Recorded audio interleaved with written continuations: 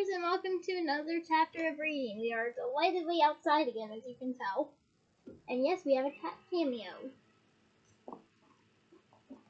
So without further ado, let's get started on today's chapter, shall we? Chapter 6, Draco's Detour. Harry remained within the confines of the Burrow's garden over the next few weeks. He spent most of his days playing two-a-side Quidditch in the Weasleys' orchid, he and Hermione against Ron and Ginny. Hermione was dreadful and Ginny good, so they were reasonably well matched. And his evenings eating triple helpings of everything Mrs. Weasley put in front of him. Ooh, what did she make for you, Harry? I gotta know more details.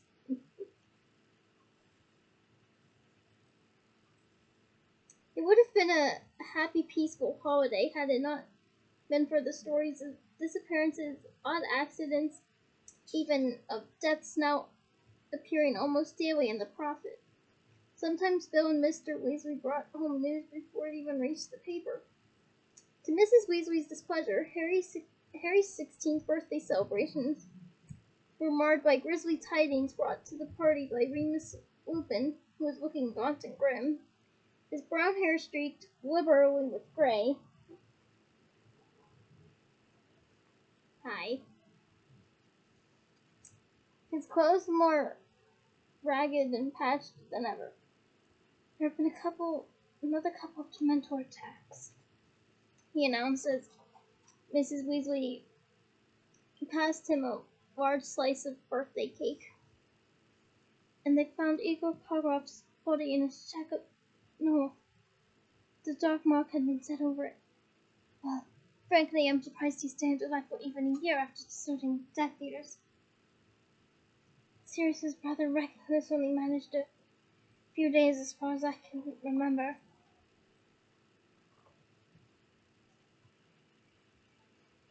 Yes, well, said Mrs. Weasley, frowning.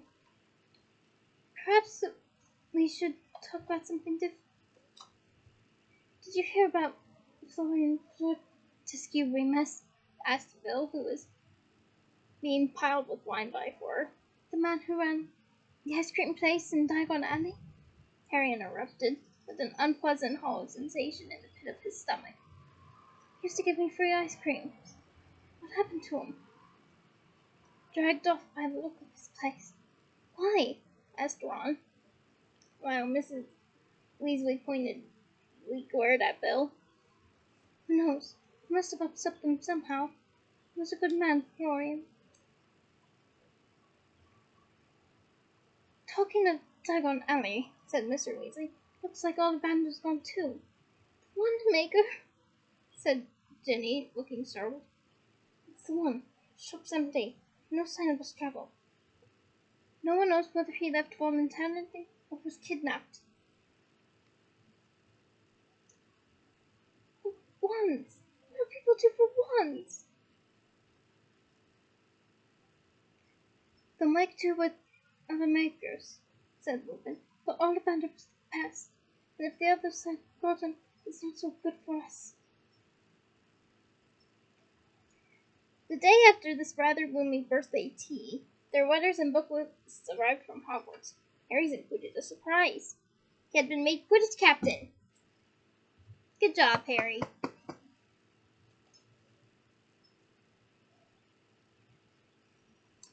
That gives you equal status with prefects, cried Hermione happily. You can use our special bathroom now and everything. I remember when Charlie wore one of these, said Ron, examining the badge with glee. Harry, this is so cool. You're my captain. If you let me back on the team, I suppose. Well, I don't suppose we can put off a trip to Diagon Alley much longer now. You've got these, sighed Mrs. Weasley, looking down Ron's book list. Go again on Saturday as long as your father doesn't have to go into work again. I'm not going there without him.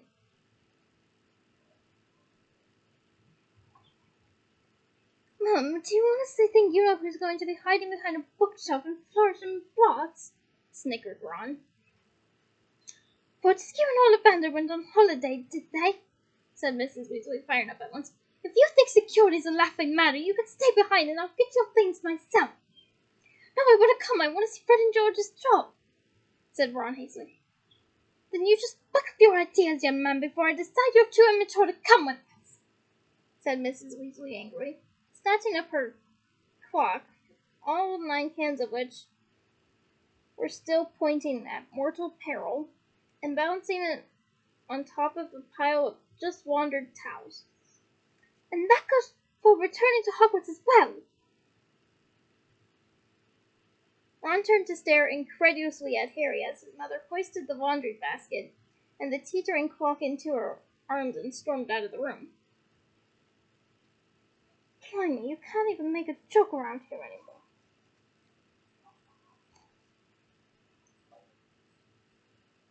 But Ron was careful not to be flippant about Voldemort over the next few days. Saturday dawned without any more outbursts from Mrs. Weasley, though she seemed very tense at breakfast. Bill, who would be staying at home with Fleur, much to Hermione and Ginny's pleasure, passed a full money bag across the table to Harry. "What's mine?" demanded Ron at once, his eyes wide.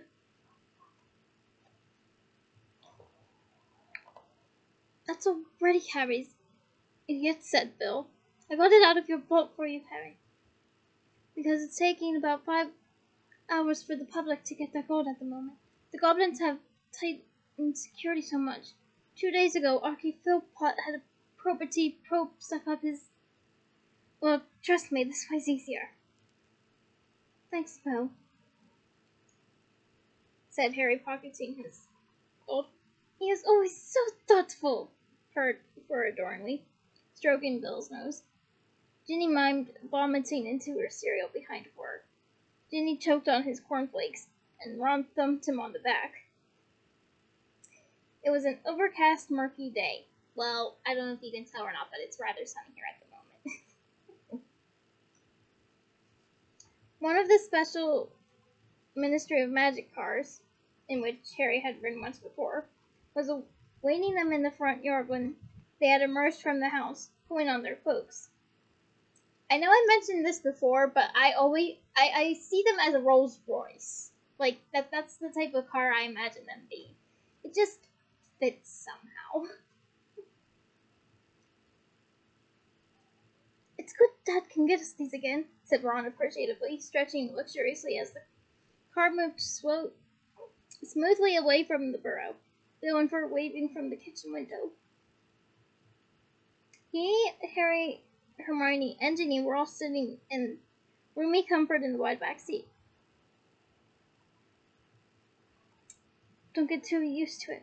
It's only because of Harry," said Mr. Weasley over his shoulder. He and Mrs. Weasley were in front with the ministry driver.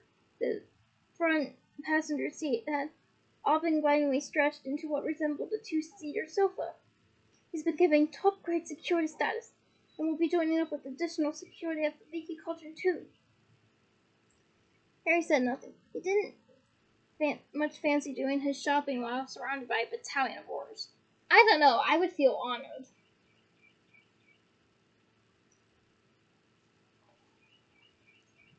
But I can also understand why Harry would be a little unsure about this.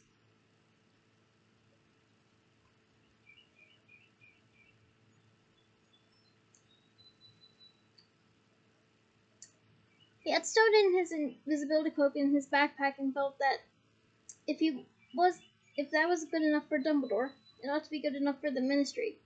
Though now he came to think of it, he was not sure the Ministry knew about his cloak. "Here you are, then," said the driver a surprisingly short while later, speaking for the first time as he slowed and Charing Cross Road and stopped outside the Leaky Cauldron. "I'm to wait for you. Any idea how long you'll be?" "A couple hours, I expect," said Mr. Weasley. "Oh, good, he's here." Harry imitated Mr. Weasley and peered through the window. His heart leapt.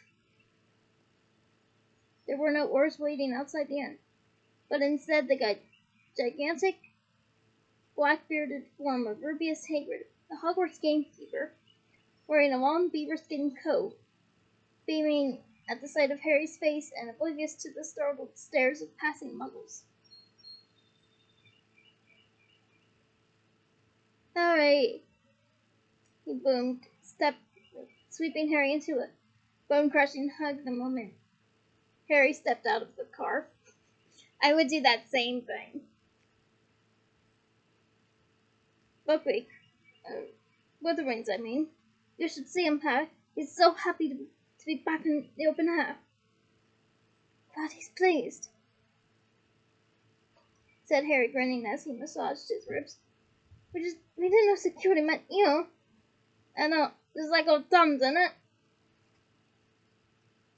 See, the ministry wanted to send a bunch of oars, but Dumbledore said I'd do, said Hagrid proudly, throwing out his chest and tucking his thumbs into his pockets. Let's get going, yo. Then, after you, Molly, Arthur. The leaky cauldron was, for the first time in Harry's memory, completely empty. Only Tom the landlord, wizened and toothless,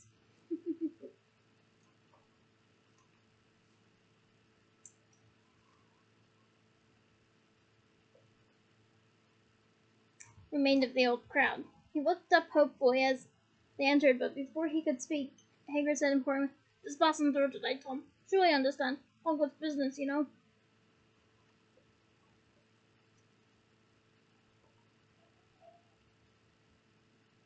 Tom nodded gloomily and returned to wiping glasses. Harry, Hermione, Hagrid, and the Weasleys walked through the bar and out into the chilly little courtyard at the back where the dustbin stood. Hagrid raised his pink umbrella and rapped a certain brick on the wall, which opened at once to form an archway into a winding cobbled street. They stepped through the entrance and paused, looking around. Diagon Alley had changed. The colorful, glittering window displays of spell books, potion ingredients, and cauldrons were lost to view, hidden behind the large Ministry of Magic posters that had been pasted over them. Most of these somber purple posters carried up blown-up versions of the security advice on the Ministry pamphlets that had been sent out over the summer, but others bore moving black and white photographs of Death Eaters known to be on the loose. Bellatrix Lestrange was sneering from the front of the nearest apothecary. A few windows were boarded up, including those of Florian Fortescue's ice cream parlor. On the other hand, a number of shabby-looking stalls had sprung up along the street. The nearest one, which had been erected outside Florisham lots under a stripe-stained awning, had a cardboard side pinned to its front. Amulets, effective against werewolves, dementors, and infernals.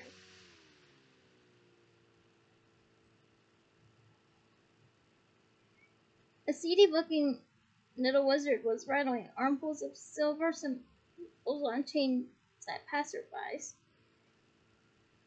"One for your little girl, madam," he called at Mrs. Weasley as they passed, swearing at Ginny. "Protect her pretty neck."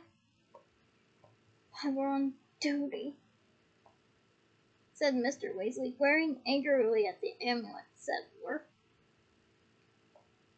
"Yes, but don't go arresting anyone now, dear. We're in a hurry," said Mrs. Weasley, nervously consulting a list. "I think we'd better do Madame Malkin's first. Hermione wants new dress robes, and Ron's showing too much ankle in his school robes. And you must need new ones too, Harry. You've grown so much. Come on, everyone."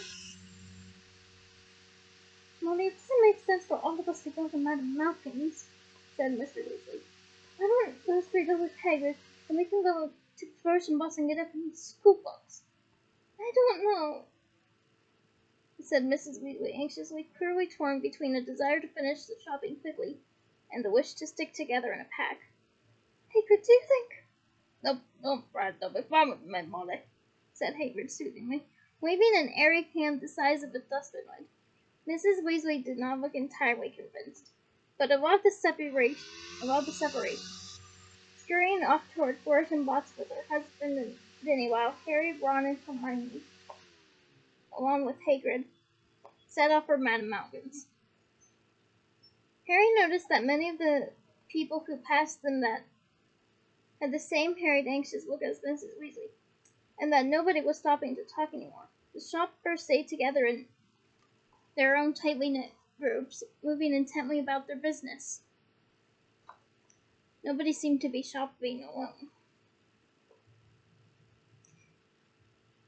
Might be a bit of a squeeze in there with all of us, said Hagrid, stopping up beside Madame Malkin's and bending down to peer through the window. Let's then go outside, all right? So Harry, Ron, and Hermione entered the little shop together. It appeared at first glance to be empty, but no sooner had the door swung shut behind them that they heard a familiar voice issuing from behind a rack of dress robes in spangled green and blue.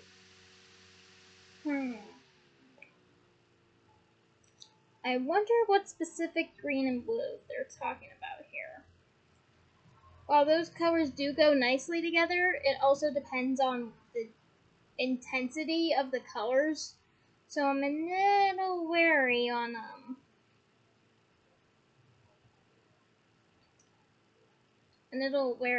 the combination here.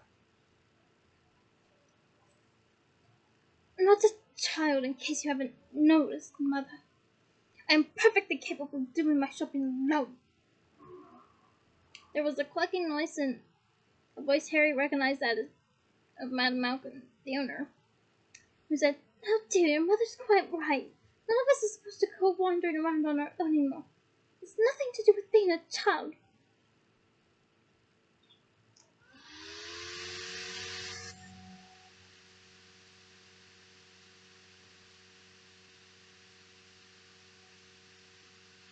Before you're sticking that pin, will you? A teenage boy with a pale pointed face and white blonde hair appeared from behind the rack, wearing a handsome set of dark green robes that glittered with pins around the hem and the edges of the sleeves. He strode to the mirror and examined himself. It was a few moments before he noticed Harry, Ron, and Hermione reflected over his shoulder. His light gray eyes narrowed.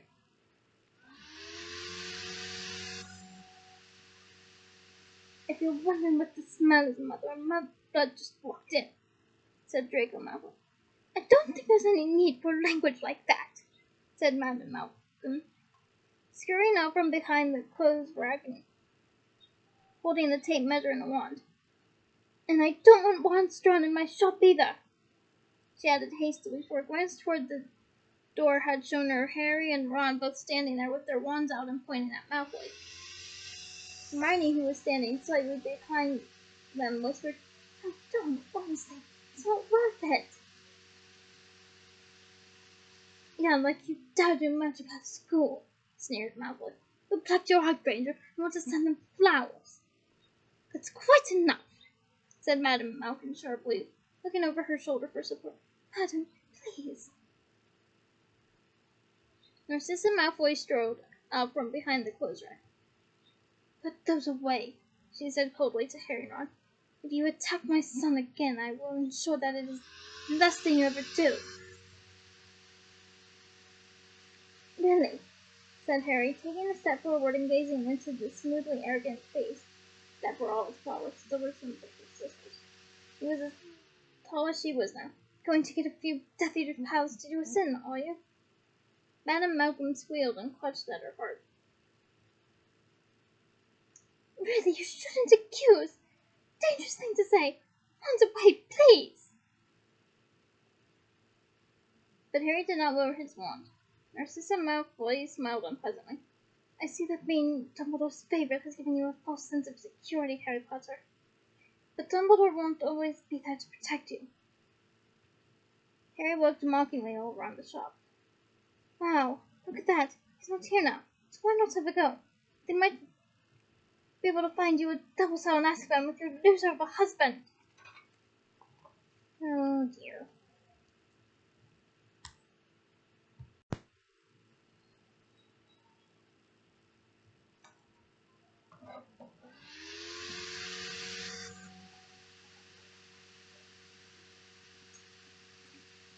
Draco made an angry motion toward Harry, but stumbled over his overwhelmed. Ron laughed loudly.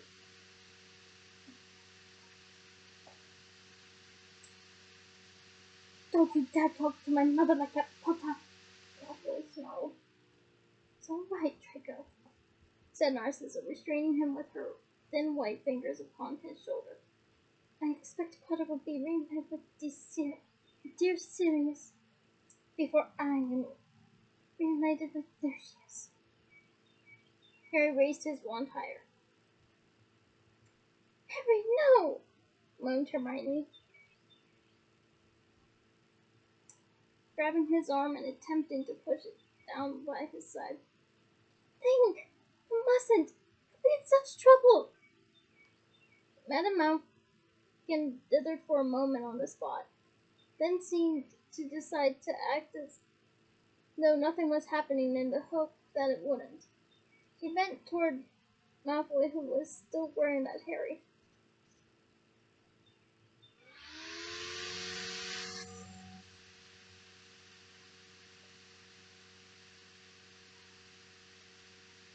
I think this is not safe to keep him. A little bit more, dear. I mean, just ouch! Bellowed Malfoy, slapping him handily. Which way are you putting your pens, woman? Mother! I don't think I want these anymore. He pulled the ropes over his head and threw them on to the floor at Madame Malkin's feet. You're right, Draco, said Narcissa with a contemptuous glance at Hermione. Now I know the kind of scum that sucks here. You'd be better at forbidden settings.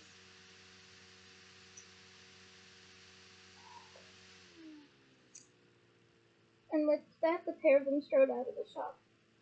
Malfoy taking care to bang as hard as he could into Ron on the way out. Oh, really? Said Madame Malkin, snatching up the fallen robes and moving the tip of her wand over them like a vacuum cleaner, so that it removed all the dust. She was distracted all through the fitting of Ron's and Harry's new robes. She tried to sell Hermione's wizard dress robes instead of witches, and when she finally bowed them out of the shop, it was with an air of being glad to see the back of them. Going everything? Asked Hagrid brightly when they reappeared at his side. Just about, said Harry. Did you see the Malfoys? Yeah, said Hagrid, unconcerned. But they wouldn't make trouble in the middle of Diagon Alley, had they? Don't worry about them.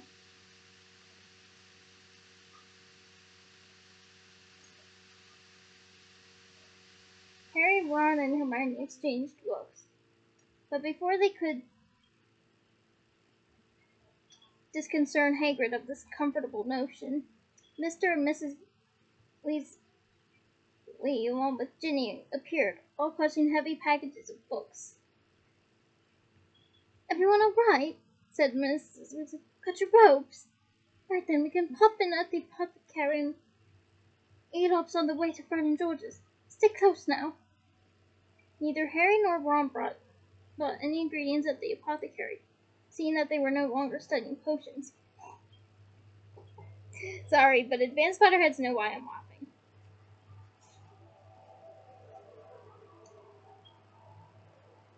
But both bought large boxes of almonds for Hedwig and Pigwig and Jeanette. He walked out for them. Then, with Mrs. Weasley checking her watch every minute or so, they headed farther along the street in search of Weasley's Weasleys, the joke shop run by Fred and George.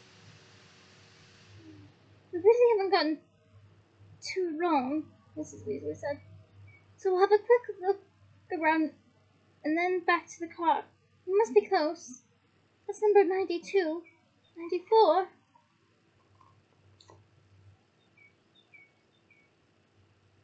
Whoa, said Ron, stopping in his tracks.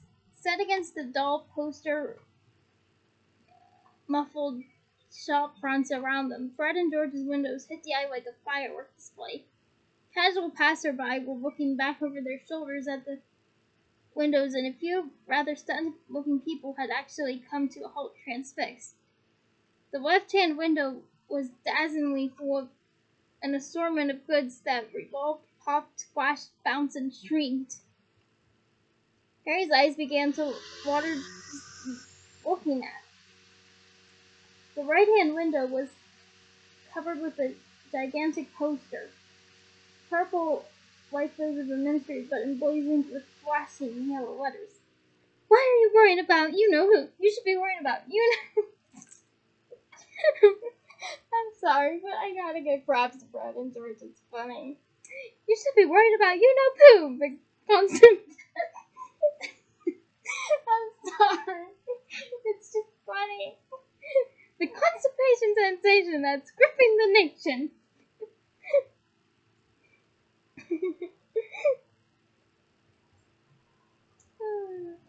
Harry started to laugh. Well, I don't blame him considering I actually laughed. He heard a weak sort of moan beside him and looked around to see Mrs. Weasley gazing dumbfounded. I'm sorry, it's just super funny for me, okay? Dumbfounded at the poster, her lips moved silently, mouthing. I'm sorry. Mouthing the name, you-know-poo.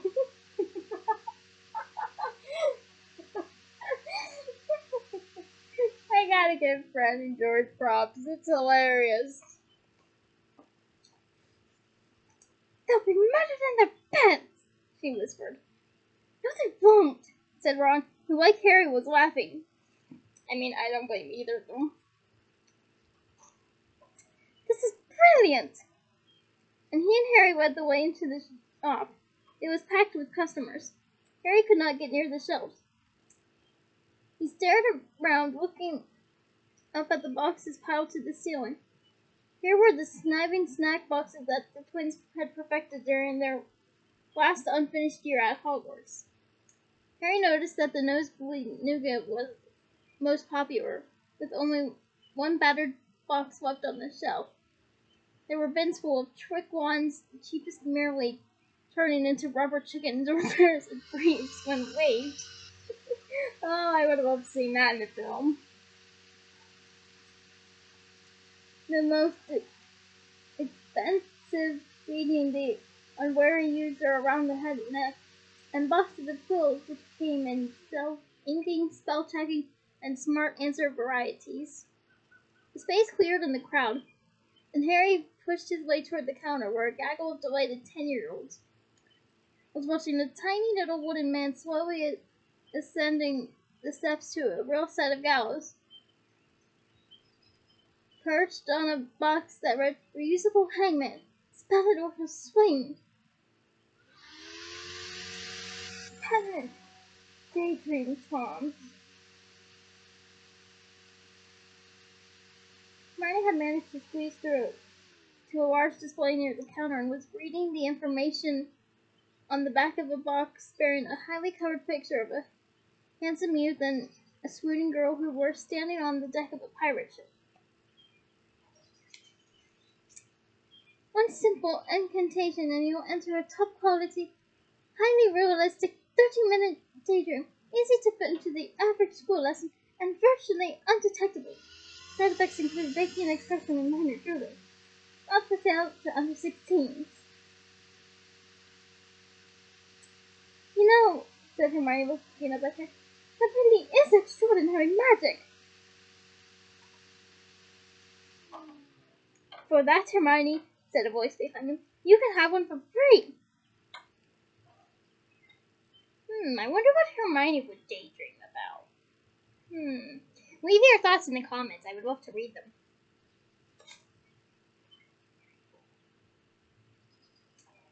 A beaming Fred stood before them, wearing a set of magenta robes that clashed magnificently with his flaming hair.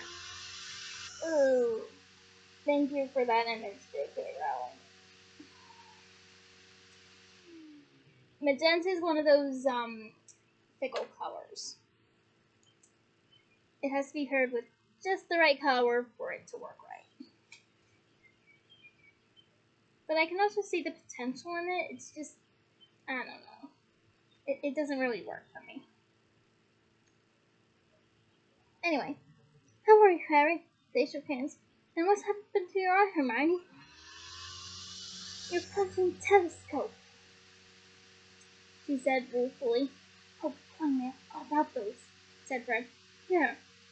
He pulled a tub out of his pocket and handed it to her. She unscrewed it gingerly to reveal a thick yellow paste. Just tap it on. That bruise will be gone within the hour, said Fred. We had to find a decent bruise remover. We're testing most of our products on ourselves. Hermione was nervous. It is safe, isn't it? She asked. Of course it is, said Fred bracingly. Come on, Harry. I'll give you a tour.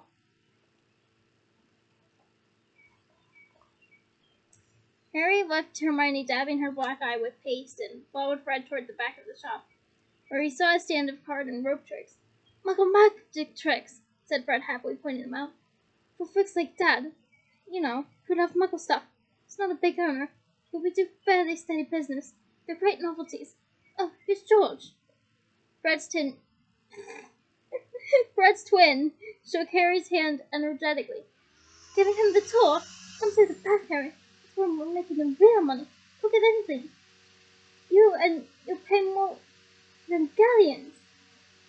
He added warningly to a small boy who hastily whipped his hand out of the tub labeled edible dark marks. Don't make anyone sick.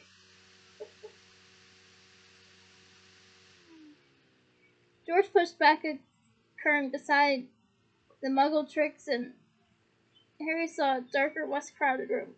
The packaging on the products lining these shelves was more subdued. You've just developed this more serious line, said Fred. Funny how it happened.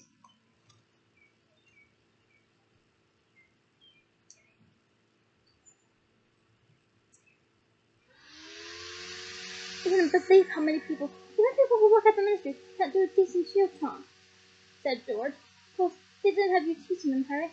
That's right, but we thought shield hats were a bit of a laugh, you know. Challenge your mate to jinxie while behind and watch his face when the jinx just bounces off. But the ministry bought 500 full staff, and we're still getting massive orders. So we've expanded it into a range of shield cloaks, shield gloves. I mean, they couldn't help much against the unforgivable curses, but from minor to moderate accidental jinxes. And then we thought we'd get into the whole area of defense against the dark arts, because it's such a money spinner, continued George enthusiastically. This is cool. Look, instant darkness powder. We're importing it from Peru. Handy if you want to make a quick escape. You don't know how many times I wish I had that. And I also wish it were real. And a decoy detonator was just walking off the shelf. Look, said Fred, pointing at a number of weird-looking black-horn objects that were attempting to scurry out of sight. You just drop one, strip refuse like, and it'll run off and make a nice loud noise out of sight, giving you a diversion if you need one. I'm a little worried about that loud noise because, again, autistic, so that seems like it'll be a nightmare for me. And definitely meltdown inducing. I'm just hoping I'm not in the vicinity when it goes off. Anyway, handy, said Harry, impressed. Here, said George, catching a couple and throwing them to Harry. A young witch with short blonde hair poked her head around the curtain. Harry saw that she too was wearing magenta staff robes. There's a customer out here looking for a joke holder, Mr. Weasley and Mr. Weasley, she said. Harry found it very odd to hear Fred and George called Mr. Weasley, but they took it in their stride. Right you are, Verity. I'm coming, said George promptly. Harry, you help yourself to anything you want, all right? No charge. I can't do that, said Harry, who had already pulled out his money back to pay for the decoy detonators. We don't pay here, said Fred firmly, waving away Harry's gold. But you gave us a starter float. You haven't forgotten, said George sternly. Take whatever you like, and just remember to tell people where you got it if they ask. George swept off through the curtain to help with the customers, and Fred led Harry back into the main part of the shop to find Hermione and Ginny still poring over the patent daydream charms. Haven't you girls found our special Wonder Witch products yet? Asked Fred. Follow me, ladies. Near the window was an array of violently pink. Oh, that sounds like Umbridge. Products, and around a cluster of excited girls was giggling enthusiastically. Hermione and Ginny both hung back, looking weary.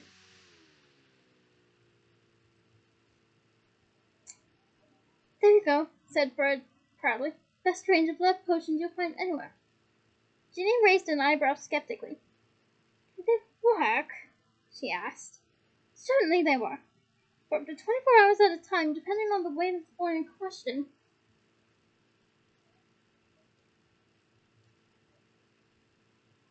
And the attractiveness of the girl, said George, reappearing suddenly at their side. But we're not sending them to our sister, he added, becoming so amused. Not when she's got about 5 boys on the go from what we've heard from. Whatever you heard from Ron is a big fat lie, said Ginny calmly, leaning forward to take a small pink pot off the shelf. What's this? Guaranteed 10-second temple vanisher, said Fred. Accident on everything from boils to blackheads. Geez, where's this in the real life? Don't change the subject. Are you or are you not currently coming out with a book called Dean Thomas? Yes, I am, said Ginny. The last time I looked, he was definitely 1 boy, not 5. What are those?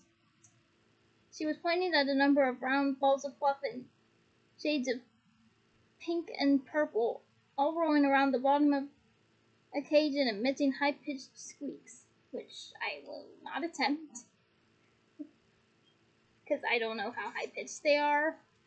But if they're like crazy high-pitched, yeah, I'm not able to do that. Pygmy pups, said George. Miniature pup skins. You can't breed them fast enough. So what about Michael Horner? I dumped him. He was a bad loser, said Ginny, putting a finger through the bars of the cage and watching the pygmy pups crowd around it. They're really cute.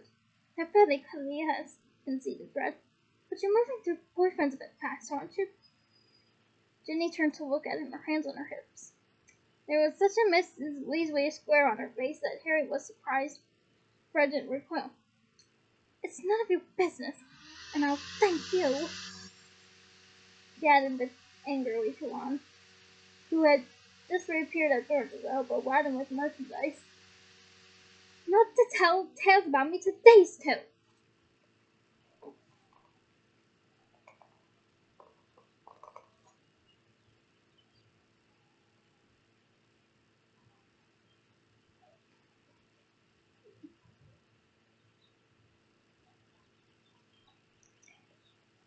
That's 3 galleons, 9 sickles, and a knot, said Fred, examining the many boxes in Ron's arms. Cough up. I'm your brother. And that's the last stuff you're Mickey. 3 galleons, 9 sickles. I'll knock off the knot. I haven't got 3 galleons, 9 sickles. You better put it back then. And mind you, put it on the right shelf. Ron dropped several boxes, swore, and made a rude hand gesture at Fred that was unfortunately spotted by Mrs. Weasley, who had chosen that moment to reappear. Oh, Ron, you can't catch a break, can you? If I see you do that again, I'll jinx your fingers together, she said sharply. Mom, can I have a pygmy pup? Said Ginny at once. What? Said Mrs. Weasley wearily. Look, they're so sweet. Mrs. Weasley moved aside to look at the pygmy pups, and Harry, Ron, and Hermione had momentarily had an unimpeded view of the window. Draco Malfoy was hurrying up the street alone. As he passed Wizard Weasley, he glanced over his shoulder. Seconds later, he moved beyond the scope of the window, and they lost sight of him. Wonder what his mummy is, said Harry, frowning. Giving her the step-head looks of it, said Ron. I don't, said Hermione. Harry said nothing. He was thinking too hard. Narcissus Malfoy would not have let her precious son out of her sight anyways. Malfoy must have made a real effort to free himself from her clutches. Harry, knowing and loathing Malfoy, was sure the reason could not be innocent. He glanced around. Mrs. Weasley and Ginny were bending over the pygmy puffs. Mr. Weasley was delightedly examining a pack of Muggle-marked playing cards. Fred and George were both helping customers. On the other side of the glass, Hagrid was standing with his back to them, looking up and down the street. "Get over here, quick," said Harry, pulling his invisibility cloak out of his bag. "Why don't you move, Harry?" said Hermione, looking uncertainly toward Mrs. Weasley. "Come on." She hesitated for a second longer, then ducked under the cloak with Harry and Ron. Nobody noticed them vanish. They were all too interested in Fred and George's products. Harry, Ron, and Hermione squeezed their way out of the door as quickly as they could, but by the time they gained the street, Malfoy had disappeared just as successfully as they had. "He's going in that direction," murmured Harry as quietly as possible so that the humming Hagrid could not hear them. "Here's them. Come on." They scurried along, peering left and right through shop windows and doors until Hermione pointed ahead. "That's him, isn't it?" she whispered. "Turning left." "Big surprise," whispered Ron, for Malfoy had glanced around, then slid into Nocturne Alley and out of sight. "Quick, or we'll lose him," said Harry, speaking up.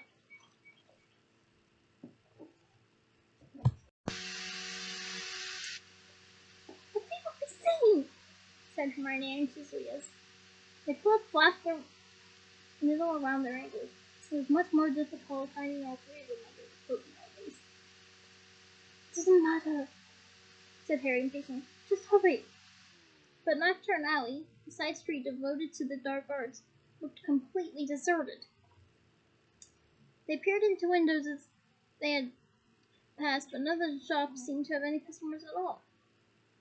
Harry supposed it was a bit of a giveaway in these dangerous and suspicious times to buy dark artifacts, or at least to be seen buying them. Hermione gave his arm a hard pinch. "Ouch! Look, he's in there!" She breathed in Harry's ear. They had drawn level with the only shop in Nocturne Alley that Harry had ever visited, Borgin and Burke's, which sold a wide variety of sinister objects. There in the midst of the cases full of skulls and old bottles stood Draco Malfoy with his back to them, just visible beyond the very same large black cabinet in which Harry had once hidden to avoid Malfoy and his father. That should give you an idea. Judging by the movements of Malfoy's hands, he was talking animatedly.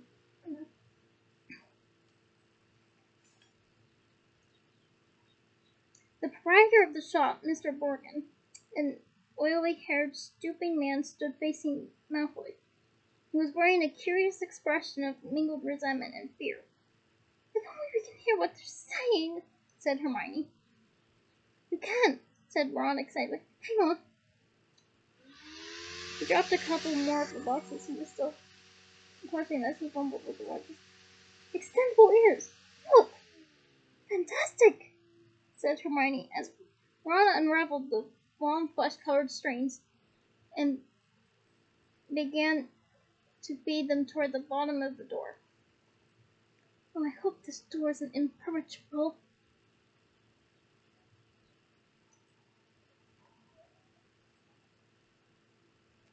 Oh, wrong voice. "Oh, I hope this door isn't impenetrable."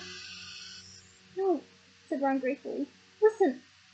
They put their heads together and listened intently to the ends of the strings, through which Malfoy's voice could be heard loud and clear, as though a radio had been turned on. "You know how to fix it?" "Possibly," said Borgin in a tone that suggested he was unwilling to commit himself. "I'll need to see it, though. Why don't you bring it to the shop?" "I can't," said Malfoy. It's got to stay put. I just need you to tell me how to do it. Harry saw Borgnum with his lips nervously. Well, without seeing, I must say it'll be a very difficult job. Perhaps impossible. I couldn't guarantee anything. No? Said Malfoy, and Harry knew just by his tone that Malfoy was sneering. Perhaps this will make him more confident. He moved toward Borgin and was blocked from view by the cabinet. Harry, Ron, and Hermione shuffled sideways to try and keep him in sight, but all they could see was Borgin looking very frightened. Tell anyone, said Malfoy, and there will be retribution. No friend will pray back. He's a family friend. He'll be stopping in from time to time to make sure you're giving the problem your full attention. You'll be meaningful. I'll decide that, said Malfoy. Oh, I better be off. And don't forget to keep that one safe. I'll need it. Perhaps you'd like to take it now? No, of course I wouldn't, you stupid little man. How would I look carrying that down the street? Just don't sell it. Of course not, sir. Morgan made a bow as deep as the one Harry had once seen him give Lucius Malfoy. Not a word to anyone, Morgan. And that includes my mother, Sam. Naturally, murmured Morgan, bowing again. Next moment, the bell over the door twinkled loudly as Malfoy stalked out of the shop looking very pleased with himself. He passed so close to Harry, Ron, and Hermione that they felt the cloak flutter around their knees again. Inside the shop, Morgan remained frozen. His unconscious smile had vanished. He looked worried. What was that about? Whispered Ron, reeling in the extendable ears. Oh, said Harry, thinking hard. He must something magic. He must reserve something in there. Did you see what he pointed at when he said that one? Someone was behind that cabinet. You two stay here, whispered Hermione. What are you? But Hermione had already ducked out from under the cloak. She checked her hair in the reflection in the glass, then marched into the shop, setting the bell twinkling again. Ron hastily fed the extendable ears back under the door and pressed one of the strings to Harry. Hello, good morning, isn't it? Hermione said brightly to Borgin, who did not answer, but cast her a suspicious look. Momentarily, Hermione strolled through the jumble of objects on display.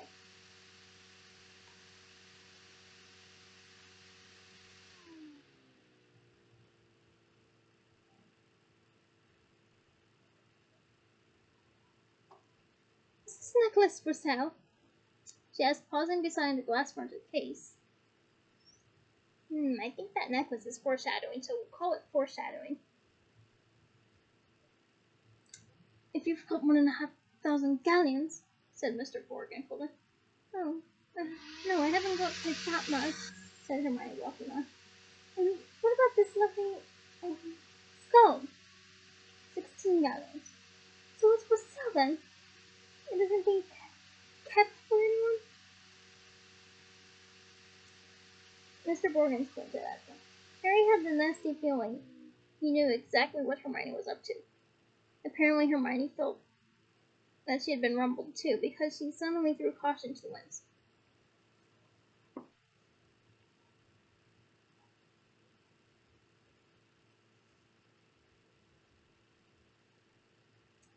The thing is that our boy who was just in here now, Draco Malfoy, well, he's a friend of mine. I want to give him a birthday present, but he's already reserved anything. I obviously don't want to give him the same thing. So, it was a pretty lame story in Harry's opinion. And apparently Borgin thought so too. Out, he said sharply. Get out! Hermione did not wait to be asked twice, but hurried to the door with Borgin at her heels. As the bell twinkled again, Borgin slammed the door behind her and put up the close sign. Ah, well, said Ron, throwing the cloak back over Hermione. Worth a try, but you are a bit obvious. Well, maybe next time you can show me how it's done, massive mystery! She snapped. Ron and Hermione bickered all the way back to Weasley's wizard mazes. where they were forced to stop so that they could dodge undetected around the very anxious-looking Mrs. Weasley and Hagrid, who had clearly noticed their absence. Once in the shop, Harry whipped off the invisibility cloak, hid it in his bag, and joined in with the other two when they insisted, in answer to Mrs. Weasley's accusations, that they had been in the back room all along, and that she could not have looked properly. Oh dear. But that is the end of this chapter. Join me next week for Chapter 7, The Slug Club. Until then, bye!